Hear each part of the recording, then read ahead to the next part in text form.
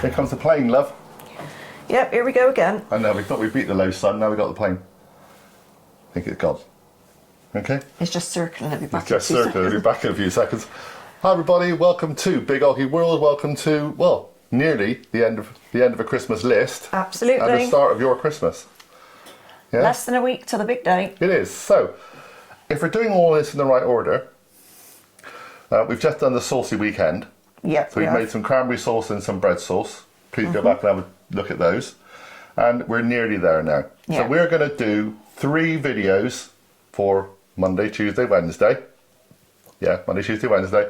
And it's going to literally be using up bits and pieces from Christmas that you can kind of turn into a 3-course dinner.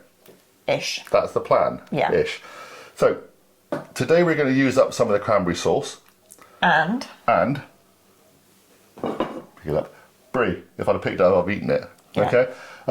Obviously, people got loads of cheese around Christmas. We certainly do. And there might be a bit of spare. So, we're going to make... Spare Brie and alright, you got to be joking. I know, well, we're pretending, okay? We're going to make Brie and Cranberry Parcels. Cranberry Parcels. Brie and Cranberry phyllo parcels. We've got it from this magazine, which you probably can't get now, but it's the Sainsbury's Get Ahead one.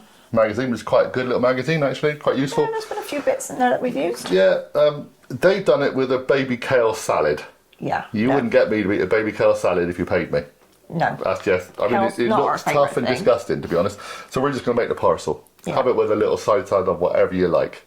Absolutely. Okay, so I'm going to get behind the counter. I'm going to get behind the camera. You stay behind this counter. Okay? Yes, sir. Do as I'm told, sir. You're a good girl. Pardon me, we weren't on. Yes, you were. Carry on. Was I on or was I not? Yes, you are. I panicked because I'm losing the plot by now. We've done how many videos by now? I don't know, 20 odd. You're losing the plot. I know. Carry on. Okay. You're looking very Christmassy, by the way. So am I. I have got sequins, but they're just a little bit low. Nothing wrong with low sequins. Carry on, dear. So, to do these, as John said, we're going to use phyllo pastry, which we don't use that often in this house. No, I've got to say, I've not really opened a box of phyllo for a long time. But I do like phyllo because it's crispy and it's crunchy and it's not too dense. Yeah, you like a light pastry kind of thing, so phyllo's good for you. So phyllo comes in a little packet like this, and it's all rolled up nicely into little sheets like these. The thing with phyllo is you need to be very gentle with it. Now, I hoped that it would fit on my board, and it's not going to. No, well, we did think it might be a bit strange, we'll see. So I'm going to change.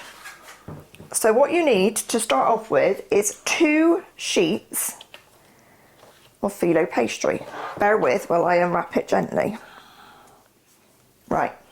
See, they're a lot bigger than you expected, aren't they? Well, they are, but it's still... I still stand by what I said earlier, in as much as these things are going to be tiny. Yeah. So you take 1 sheet of phyllo, and you need to work quite quickly with phyllo because it's so thin, it will dry out very quickly. And you get your melted butter.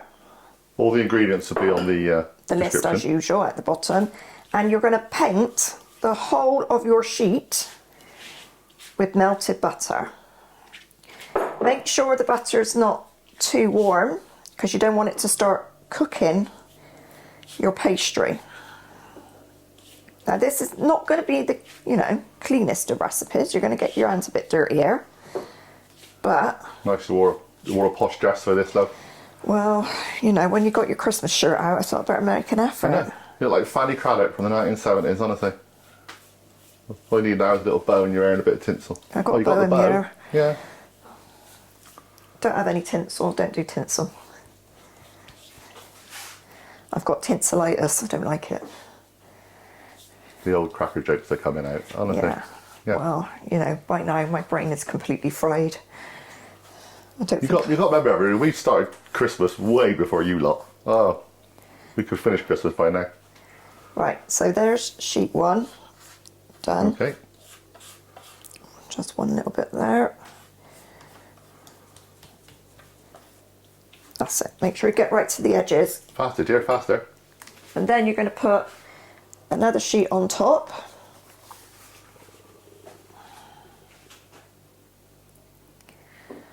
As that. Doesn't need to be exactly lined up, but you know, you get the gist. Sort of spread out your air bubbles, a bit like wallpapering now.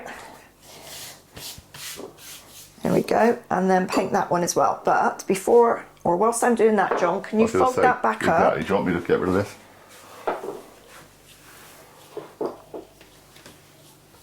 If you try and follow the folds that it came out, then it should go back in the little... Fine. It was right in half first, yeah? There you go. And then the little cardboard thing should help you get it back in the packet if you can. There's the packet. Seriously? You want me to... You should be able to. Oh dear. Use the cardboard on the bottom to turn it over so the cardboard slides in. Right now, first. people aren't concentrating on you doing that. They're trying to see if I can actually get this in a little tube. Well, as I'm only wallpapering with butter, it don't really make no difference.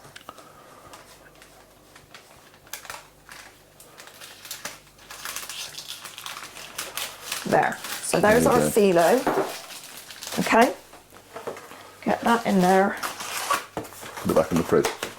Back in the fridge, please. I believe you can also put a moist tea towel over it. Keeps it. If you're going to do a lot, yeah. So, right. So the next thing we do, now we've got our phyllo all buttered up, we need to cut it into 4 sort of strips.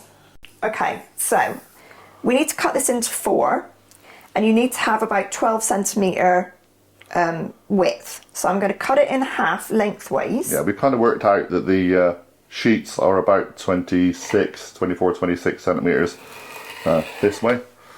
So and then in if we half, do that and that, we'll get 4. Shame we couldn't use our lovely new cutting board.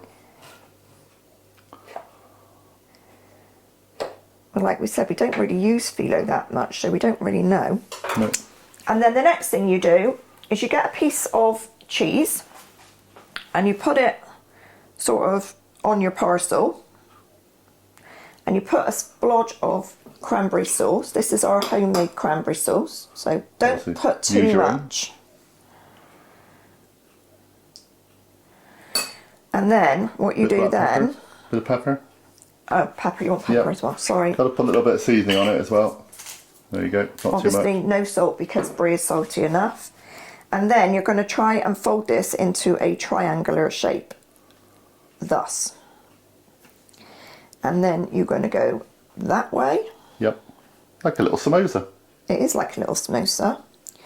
And then you're going to brush the edges again with a little bit of butter and fold that way. Not the best folding in the world, but it will do. You're not an expert origami, are you? No, I'm not. But they're fine.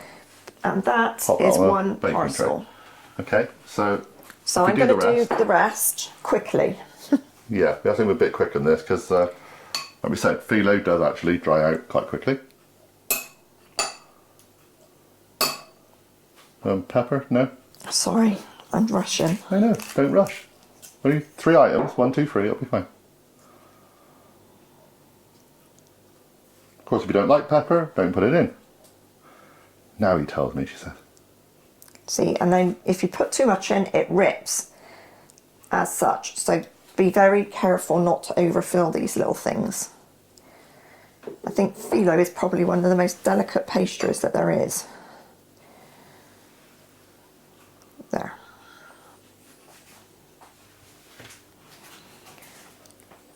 Final 2.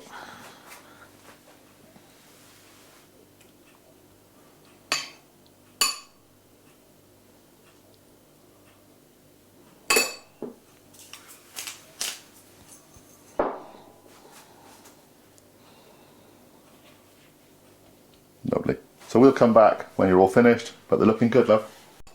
So just by doing these few, I've worked out that if you squidge your brie down, it folds easier.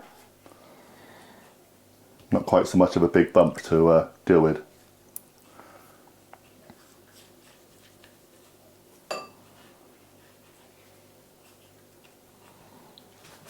Last bit. Okay. Okay, so there's our parcels complete. So we've now lined a baking sheet, and we have put our oven on at 180 degrees. So when you've got them done like that, if there's any leftover butter, there's not a lot of it because it does soak it up, just paint it over the top. It'll make them nice and crispy and yummy. You've already sealed all the edges, so they should all be quite safe. Famous last words, we'll find out in 20 minutes. We will do. And there we go. But absolutely, definitely squidge your brie down, because if you can see the difference between this one and that one, They're a little bit easier to fold. So wait for me temperature to come up, and I'm going to bake these for 20 minutes and we'll be back. Okay, so the parcels have been in the oven. These ones, the first ones we put in, were in for 20 minutes. They're the ones that we did first with the cranberry, and then we made some other ones without cranberry because our daughter doesn't like cranberry, but she loves brie. So the first thing that happened was there was a great deal of oozing, but that's absolutely fine. There's so much butter in these, you know, that's what phyllo is. It makes it go light and crispy. So don't panic. They're not the prettiest looking things in the world. They're not designed to be. Exactly, but they're going to taste amazing. So don't worry about the ooze. And obviously you're going to need to eat them warm, but I would suggest that you don't try and shove them straight in your face, because brie and cranberry together are going to be like burn your face off. Yeah, just be careful you don't overfill them too much, because obviously you need to get a messy dish, really messy tray, don't you? Yeah. So I would suggest, that you definitely don't overfill them. As I said, squidge your brie down so that you can get a better seal on them, and go with it. But you know, you're not cooking for a beauty contest, are you? You're cooking to feed your family, and if you've got leftover stuff and they like a little bit of brie, then go for it. So we'll take a posh picture in a bit and we'll be back. Right then, Don, let's have a quick look at this. Oh, that was a lot of crunch. They're certainly crunchy. Yeah. So forgive the fact that it's a very bright sunlight right now, but we're doing our best. Winter sun, not fun, is it? They are certainly crispy. They are, yeah. They're looking good. What are they like? Fab.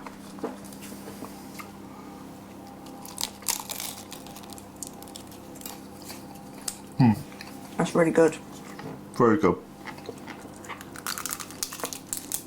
Also, don't panic about the fact that there's going to be a lot of cheese coming out of them, or butter, because you don't actually need a lot, because it's really tasty anyway. And it's a starter.